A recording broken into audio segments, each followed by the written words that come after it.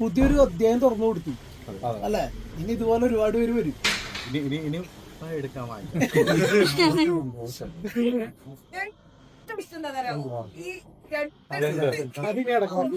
ലൈവില് പറയാം ഞാൻ ഓട്ടമുണ്ട് മാമാട്ടിക്കുട്ടിയെ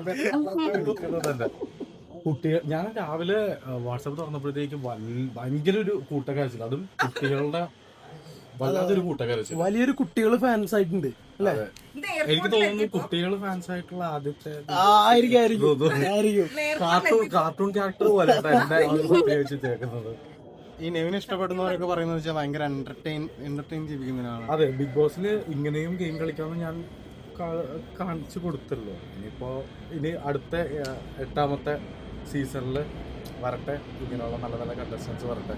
ഉറപ്പായിട്ട് ഞാൻ 8ന്റെ പണി മിക്കവാറും ഞാൻ പ്രതീക്ഷിക്കുന്നു. 8ന്റെ പണി